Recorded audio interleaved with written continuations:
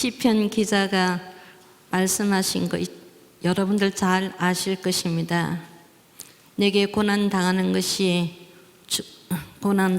유익이라. 이로 말미암아 내가 주의 율례를 배웠다고요. 병원에 입원한다는 것은 고난입니다. 그러나 한편으로는 축복이 될 수도 있습니다. 사람은 아프면 진지해지는데요. 60세 남자 환자가 이렇게 말했어요. 전도사님, 저는 참 바쁘게 살았습니다. 어린 시절부터 공부를 잘해서 저는 시골에서 서울로 유학을 왔고 명문 고등학교를 나와서 서울대학을 나와서 열심히 또 공부해서 대기업에 들어갔고 많은 사람의 경쟁을 물리치고 제가 임원까지 되었습니다. 그 사이 우리 아이들은 고등학교 때부터 엄마를 따라 미국에 가서 공부를 했고 이제 우리 아이들이 변호사가 되고 의사가 되었습니다. 그동안 저는 기러기 가족으로 살았습니다. 이제 정년을 퇴직하고 아내와 함께 아이들이 있는 미국을 드나들면서 재밌게 살려고 했습니다. 그런데 이게 웬일입니까? 췌장암, 시한부 3개월이라고 합니다. 도대체 인생이 무엇입니까? 그냥 앞으로만 쳐다보고 살아왔는데요. 내 끝이 왜 이렇게 되었습니까? 뒤도 옆도 쳐다보지 않고 앞만 보고 살았다고 했어요. 고은 시인님의 시 중에 이런 게 있어요. 내려올 때 본 그 꽃. 올라갈 때는 못 봤던 꽃을 내려오면서 보았다고 했어요. 그분뿐만 아니라 우리도 앞만 보고 살아가고 있습니다.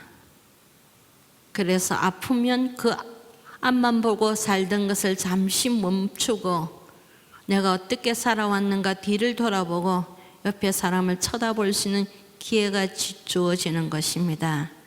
인생을 진지하게 살지 않았던 사람들이 아프니까 자기 인생을 진지하게 생각해 보더라고요. 여러분, 아프기 전에 여러분들의 인생을 진지하게 한번 생각해 보시길 바랍니다. 어떤 책에 보니 그 인디언들은 말을 타고 가다가 잠시 멈춘답니다. 왜냐하면 영혼이 따라오지 않을 것 같았어요. 그렇죠? 우리도 너무 바쁘게 사는데 바쁘게 살다 보면 빨리 죽는 겁니다.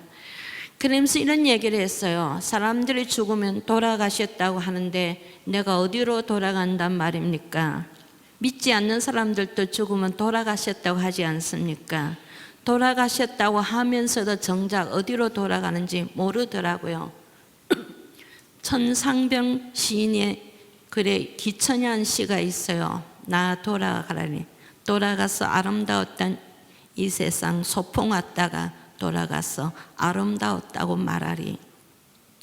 우리는 다 하나님께로 돌아갑니다. 그런데 믿지 않는 사람들은 정작 돌아간다고 하면서도 어디로 돌아간지를 모르고 있습니다.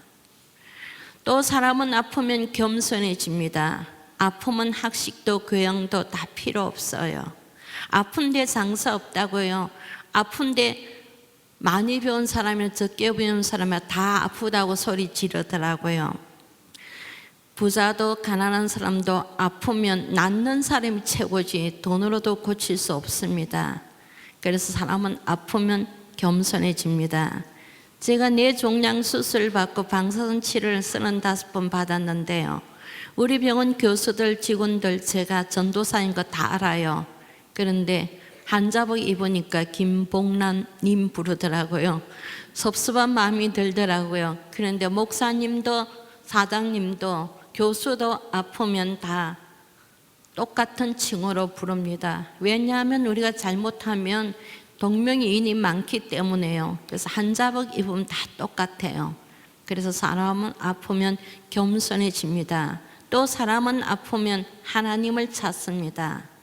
하나님 없이도 얼마든지 살 수 있다고 큰 소리 쳤던 사람, 내가 건강 조심하면, 내가 돈만 있으면 그랬던 사람들이 아프니까 하나님을 찾더라고요. 그것도 원색적인 하나님을 찾습니다. 그래서 병원은 복음을 전할 수 있는 황금오장입니다. 우리나라 기독교인들이 20%도 안 된다고 하는데 제가 어저께 회의 시간에 재활병원 기독교 신자가 40%였습니다. 그래서 병원이 얼마나 복음을 전할 수 있는 기회가 되는지 모릅니다. 군선교, 학원선교 이제 불가능하다고 합니다. 그런데 유일하게 남아있는 곳이 있다면 병원 선교입니다. 사람들은 아프면 하나님을 찾습니다. 그래서 전 93년도에 아마 우리나라에서 처음일 것입니다. 재활의학과에서 의사들이 치료사들을 채용할 때 영적 치료사로 저를 채용해 주셨습니다. 심리치료사, 물리치료사, 언어치료사, 작업치료사, 사회사업사, 보조기 기사, 영양사 이렇게 많은 우리가 팀을 이루면서 치료를 하는데요. 재활병원의 영적 치료사로 저를 채용해 주었는데 이제는 저희 전 병원에 병동별로 영적 치료를 하는 목회자들이 있습니다. 수술실 앞에 전처치료실이라고 수술실 준비하는 데도 목회자가 기도해 주고요. 수술실에 들어가면 마취 의사가 기도해 주고 수술 집도하기 전에 의사들이 환자에게 이렇게 말합니다. 지금부터 우리가 수술할 것인데 수술이 잘 될 수 있도록 하나님께 기도하겠습니다. 그러면 절에 손님도 거부하지 않습니다. 그래서 병원에서 환자들 우리가 영적으로 치료를 하고 있는데요. 영적 치료를 해서 특별한 거 아닙니다. 상담을 해주는 것인데 제가 대답할 수 있는 상담이 아닙니다. 전도사님, 제가 임신한 아이가 지금 장애아이라고 하는데 제가 이 아이를 낳아야 하는지요? 아니면 유산을 해야 하는지요? 대답하기 힘듭니다.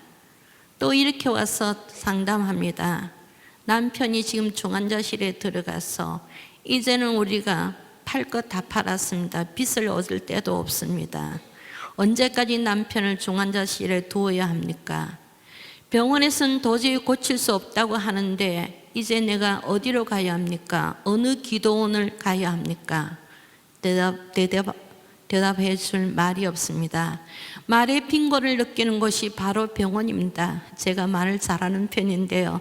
환자들 앞에 있으면 그냥 듣기만 합니다. 듣다 보면 자기들이 다 해답을 가지고 오는 것입니다. 대답해 줄 말 없습니다. 실컷 들어주는 것이 상담입니다. 그리고 환자들한테 제가 참 듣다가요, 죄송한 얘기지만 상투적인 방법을 써요. 대답해 줄 말 없으면 기도합시다. 기도합시다 해가지고 마무리를 짓는데요. 이제 우리 환자들 앞에서 기도하는 것이 참 어렵습니다. 당신 낫는다고 믿습니다. 이렇게 기도하기 힘들어요. 로컬에서 오는 일반 목사님들은 믿습니다 하놓고 기도하고 끝나고 나와서 나한테 괜찮을까요? 물어요. 목사님 믿습니다 했지 않습니까? 저희 한 의사들이 제일 골치 아픈 것이 목사님들이라고 그럽니다. 왜냐하면 금식해라. 마비 환자들이 금식하면 욕창 생깁니다. 기적이 일어날 것이니까 휠체어 타지 말아라. 우리 재활병원에서는 휠체어를 타기 위해서 왔는데요. 장애를 입은 사람들이 재활하기 위해서 왔는데 목사님들 말 쉽게 기적이 일어난다고 휠체어 타지 말라. 금식하면 하나님께서 고쳐주신다. 욕창 걸리는데. 그래서 의사들이 목사님들이 다녀가는 것을 참 힘들어합니다. 별 도움이 안 된다고 합니다. 저도 마찬가지입니다. 제가 병원 환자들한테 인기가 없어요. 교회 목사님들은 와서 믿습니다 했는데 저는 믿습니다 소리를 할 수가 없어요. 정직하게 말하면 이제 하나님께서 우리에게 주신 이 장애를 가지고 기적을 만들어야 합니다. 이렇게 기도를 해야만 하는 것입니다. 병원에서 이렇게 해서는 할 말이 없지만 이걸 상담이라고 합니다. 그리고 함께 기도합니다. 우리가 하는 기도는 그냥 하나님이 아니십니다. 하나님하고 정말 예레미야 33장에 부르짖으라는 그 기도를 지금 하고 있어요. 그리고 환자들과 함께 찬양합니다. 여러분들 박수치며 찬양하지요. 근데 우리는 박수를 칠 수 없는 사람들이 있습니다. 그런 경우에도 우리는 하나님께 찬양합니다. 감사하는 마음으로 찬양합니다. 이렇게 아픈데도 우리가 하나님을 찾을 수 있는 신앙을 주신 것 그것만 하더라도 감사해서 우리는 감사하며 찬양합니다. 이것을 우리는 영적 치료라고 합니다. 찬양한다는 것은 참 좋은 일입니다. 우리나라 사람으로서 텍사스주에 있는 세계적인 암병원 MD 앤더슨 병원에 김어신 교수가 있습니다. 그분이 아무리 세계적으로 유명한 암 박사라 하더라도 자기가 고칠 수 없는 환자들이 있답니다. 근데 그 환자들이 수십 명이 찾아오는 걸 보고 연구를 해봤답니다. 어떤 환자들이길래 이렇게 내가 고칠 수 없는 환자들이 살아서 오는가 연구를 했더니 하나같이 신앙생활 하는 사람들, 그 중에서도 중보 기도를 옆에서 많이 해주는 사람들, 그리고 긍정적인 사람들, 우리 몸에는 자가살인 세포라고 쉽게 말하는 면역력이 있는데 성가대원들은 일반인보다 1000배나 높다고 했어요. 아마 오늘 찬양 인도하신 분들은 우리보다 1000배나 높을 거예요. 영적 치료라는 것이 바로 여러분들이 교회에 와서 예배 드리고 찬양하고 하나님 말씀을 듣는 이게 영적 치료인 것입니다. 재활병원에서 제가 일한 것이 올해 27년째 됩니다. 횟수로. 그 많은 세월을 일하면서요, 저는 하나님 앞에 감사함을 깨닫고 있습니다. 손이 없고 팔이 없고 다리가 없는 사람들 많이 찾아옵니다. 저희 병원에서는 의수를 끼우고 의족을 신겨서 살아갈 수 있도록 재활치료를 합니다. 우리나라에서 유일하게 병원 안에 보조기부가 있는 게, 의수족부가 있는 게 저희 병원밖에 없어요. 토리 기념 보장굿인데요, 토리 목사님께서 예전에 산골짜기에서 온 편지라고 아츠토리 목사님 쓴 글 많이 읽었을 것입니다. 그 토리 아버지께서 중국에서 선교사를 일하다가 트럭 교통사고로 팔이 하나 절단되었습니다. 미국에 돌아가서 의수 만드는 것을 배워가지고 6.25 전쟁 직후에 우리나라에 상위 군인들이 많다는 얘기를 듣고 와서 시작한 것이 오늘 저희 세브란스 재활병원의 의수족부입니다. 손 없는 사람들 이렇게 말합니다. 손이 있어서 일을 할 수 있는 사람들이 부럽습니다. 저기 청소하는 사람들이 부럽습니다. 데살로니가 전서에 보면 바울이 교인들에게 조용히 자기 일을 하고 너희 손으로 일하기를 힘쓰라고 했어요. 손이 있는데도 일하지 아니하신 분들, 요즘 청년 백수가 많다고 하는데요, 제가 아는 중소기업의 사장님 이렇게 말하더라고요. 사람 구하기 힘들다고요. 그래서 전부 다 동남아에 있는 사람들 쓰고 있는데, 앞으로 이 기술들이 동남아로 가고 나면 우리나라는 우리로서 이제 이 기술이 끝날 거라고 그러면서 참으로 걱정스러운 얘기를 하던데요. 일하는데 기천이 없지 않습니까? 모두 다 성직인 것입니다. 자녀들 놀고 있으면 시키세요, 일하라고요. 밖에 나가면 일할 거리 많이 있습니다. 팔이 없는 사람들 이렇게 말합니다. 특별히 저는 어깨선에서부터 절단된 사람을 봤는데요, 감전사고로 절단되는 분들 많고 암으로 절단되는 분들도 많습니다. 그분이 이렇게 말했어요. 저는 지금 의수를 끼고 있지만, 아니 달고 있지만 작동이 불가능합니다.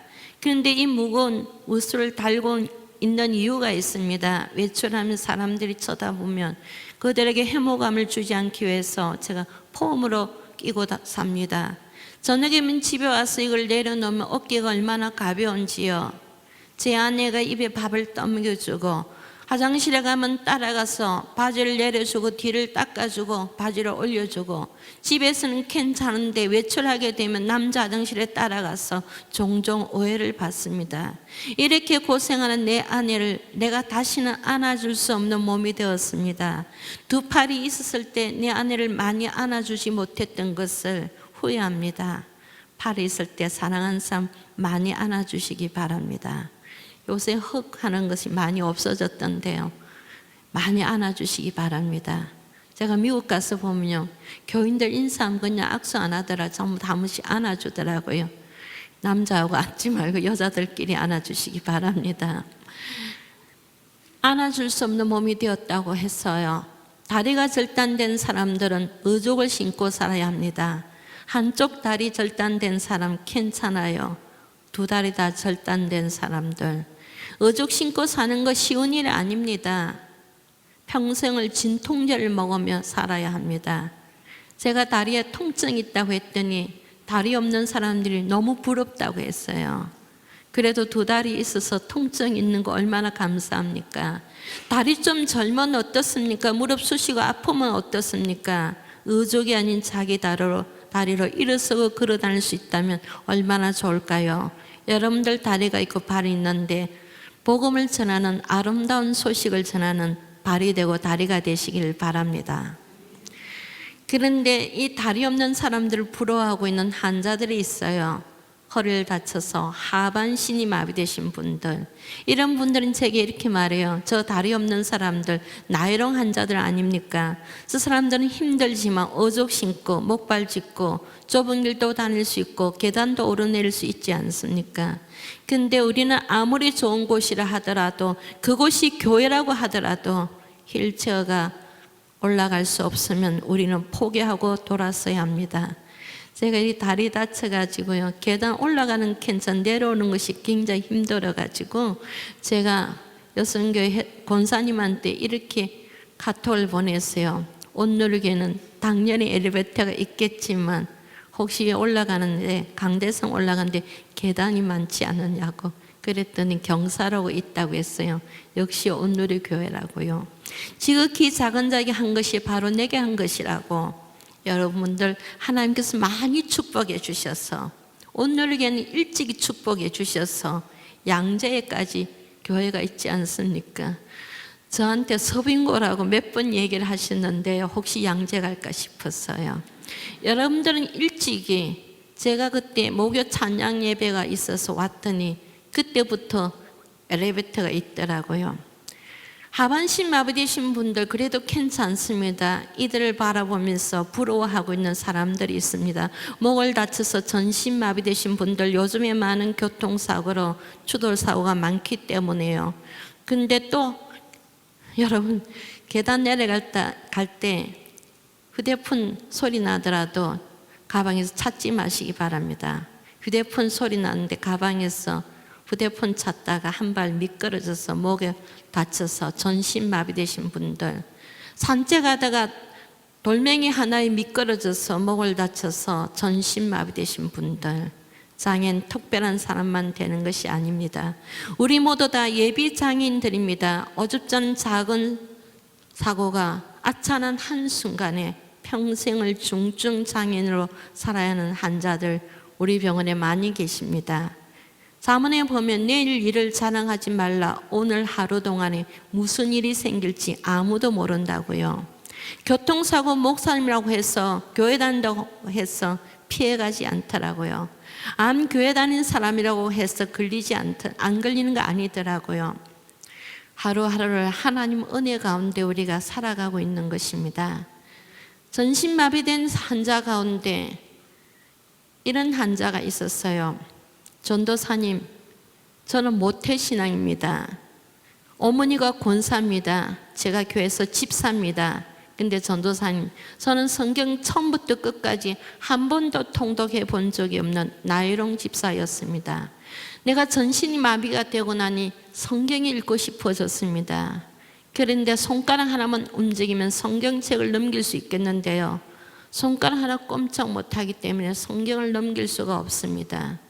그래서 아내가 읽어줘야 하는데 아내가 읽어주는 것이 얼마나 성경 말씀이 달던지요, 꿀송이보다 달다는 말이 이제야 깨달아졌습니다. 말씀이 너무 좋은데 아내가 집안일 한다고 잠시 성경을 접어두고 가면 그 뒤에 말씀이 읽고 싶어서 어떻게 하면 계속 달아서 읽을 수 있을까 궁리를 하다가 엎드려서 뺨으로 성경책을 비벼서 해끝에 침을 묻혀서 성경 한 장 한 장을 넘겨 드디어 성경 한 권을 통독했습니다.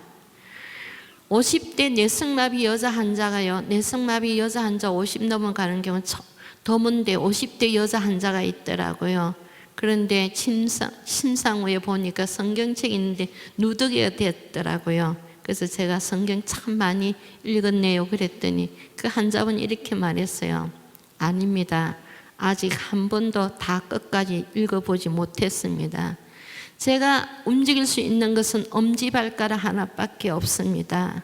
불경스럽지만 이 엄지발가락 가지고 성경을 넘기다 보니까 성경이 누더기가 되었습니다. 손가락 움직일 때 성경 많이 읽으시기 바랍니다. 뺨으로 비벼서 햇끝에 침으로 넘기는 사람, 발가락 하나로 성경 넘기는 환자들이 저희 병원에 있습니다. 근데 전신마비가 되고 하반신 마비된 사람들, 움직이지 못하는 불편함보다 더 큰 불편함이 있다면 하반신 마비되고 전신 마비됐을 때 소변만 있고 대변만 온 느낌도 잃어버렸습니다. 그래서 저희 병원에 오시면요, 소변 뽑아내고 대변약을 넣거나 급하면 손가락 넣어서 긁어냅니다. 다른 목회자들이 저한테 이렇게 말해요. 전도사님, 어떻게 이곳에서 20년 이상을 일했습니까? 냄새가 나서 견딜 수가 없습니다. 그래서 제가 이렇게 말했어요. 이 재활부 병원이 좋은 곳이었다면 제가 한 곳에 오래 못 있죠. 경쟁이 심하지 않기 때문에 나 같은 사람이 오래 있게 됐는데요. 저는 사랑이 많은 것이 아니라 비유가 좋아서 그랬는지 냄새 하나도 안 나요. 그런데도 이제는 커튼을 치놓고 그걸 뽑아내는데 옆에 사람들이 너무 힘들어해요. 그래서 저는 화장실에 가서 기도합니다. 하나님, 내 발로 걸어서 화장실 와서 다른 사람 도움 받지 않고 내 스스로 처리할 수 있게 해주셔서 감사합니다. 저 전도사가 병원에서 일을 하면서 별걸 다 감사하다고 화장실에까지 들어가서 감사한단 말인가, 그렇게 생각되어지십니까? 병원에서 일을 하다 보니까 별게 다 감사하더라고요. 내 손으로 밥을 떠먹을 수 있다는 것이, 밥맛이 있다는 것이 얼마나 감사한 일인지요. 제가 환자들이 밥을 안 먹으면 이렇게 소리를 질렀어요. 먹어야 산다고, 감기도 안 먹으면 죽고 암도 먹으면 살 수 있다고 그렇게 제가 큰 소리를 쳤는데요, 막상 내가 당하고 보니까요, 먹으면 토하고 먹으면 토하고 먹을 수가 없더라고요. 찬이 있건 없건 밥맛이 있음을 감사하시기 바랍니다. 내 손으로 밥을 떠먹을 수 있음을 감사하시기 바랍니다. 또 여러분 발로 화장실 갈 수 있음을 감사하시기 바랍니다. 어떤 환자가 이렇게 말했어요. 제가 폐암 환자입니다. 세상에서 가장 쉬운 일이 숨 쉬는 일인 줄 알았더니 내가 폐암 걸리니까 가장 힘든 일이 숨 쉬는 일인 줄 이제야 깨달았습니다. 우리가 누리고 있는 것들, 여러분 이거 당연하게 여겨지지만 이게 얼마나 큰 축복이고 감사한 일인지 병원에 입원을 하게 되면 알 것입니다. 이런 사람들이 날마다 저한테 기도 요청서를 올려놓습니다. 저희 병원에서는 11시만 되면 병실에 방송이 울립니다. 환자와 보호자들 예배실로 내려와서 예배 드리라고요. 저희 재활병원에도 예배 드리러 옵니다. 기도 요청서가 올라옵니다. 11시 되면 저희들은 예배라기보다 중보 기도하는 시간입니다. 기가 막힙니다. 하나님, 제 남편이 목사입니다. 지금 52인데 우리 목사님이 새벽 기도 가다 쓰러졌습니다. 어느 능력을 잃었습니다. 하나님, 저희 목사님 휠체어 타고라도 좋으니까 말만 할 수 있게 해주십시오. 그럼 휠체어 타고서라도 우리 목사님 설교할 수 있지 않겠습니까? 그 목사님 우리 찬양할 때요 쳐다보면서 우십니다. 저는요, 전신마비 환자들 이런 분들 예배드리러 가면 찬송가 부를 때요, 하나님 저 환자 눈에서 눈물 나지 않게 해주십시오. 왜냐하면 자기 눈에 흐른 눈물 닦지 못해서 옆에 있는 사람한테 내 눈물 닦아줘, 내 눈물 닦아줘. 그래서 눈물 흐르지 않게 해달라고 기도합니다. 참으로 아이러니하죠. 울면서 통곡하면서 찬송해야 될 사람한테 눈물 나지 않게 해달라고 기도하는데요, 뵐게 다 감사하다고요. 눈에 눈물 나는 것도 감사하고 눈을 못 감는 사람들이 있어요. 눈을 뜨고 있는 사람들이 있습니다. 이런 사람들, 참으로 힘든 사람들이 기도 요청서를 올립니다. 제 남편이 식물인간이 된 지 10년이 지났습니다. 우리 딸이 유치원 다닐 때 남편이 교통사고로 식물인간이 됐는데 대학생이 됐는데도 깨어나지 않고 있습니다. 하나님, 저 많은 거 바라지 않습니다. 남편 돈 벌어오는 거 바라지 않습니다. 일어서고 걷는 것도 바라지 않겠습니다. 그런데도 제가 포기하지 못하는 것이 있습니다. 언젠가 남편이 깨어나서 내가 자기 아내인 것을 알아보고 여보라고 한번 불러줄 수 있는 그런 날이 올 것 같아서 남편과 함께 이 병원 저 병원을 전전하면서 이제 세브란스 병원에 다시 왔습니다. 하나님 도와주십시오. 하나님, 제 아들이 26살에 약혼녀 집에 세배하러 갔다 교통사고로, 약혼녀는 하나도 다치지 않았는데 내 아들만 다쳐서 16년째 의식이 없습니다. 하나님, 제가 아들이 깨어나면 내 얼굴을 알아볼 수 없을 것 같아서 제가 보톡스를 맞았습니다. 우리 아이 깨어날 때 엄마가 아무리 늙어 있어도 엄마를 알아볼 수 있게 해주십시오. 재활학교 선생을 10년 했습니다. 말이 재활학교 아이들한테 성경을 가르쳤지요. 아무것도 가르칠 게 없었습니다. 제가 처음 들어갔을 땐 재활원에 소아마비 아이들이 많아가지고 가르치는 재미가 있었는데 요즘은 중증 환자들, 왜냐하면 일반 학교에서도 특수반이 있으니까요. 일반 학교에서도 받아주지 않는 아이들이 옵니다. 엄마들 이렇게 말합니다. 꼴등하면 어떻습니까? 지 혼자 그래서 일반 학교를 갈 수 있는 그런 자식을 둔 부모들 얼마나 좋을까요? 수능 시험 칠 때마다 이렇게 말합니다. 대학 시험 쳐서 떨어지면 어떻습니까? 저렇게 수능이라도 볼 수 있는 자식을 둔 엄마들 얼마나 좋을까요? 내 평생 우리 아이 입에서 엄마 소리 한번 들어볼까요?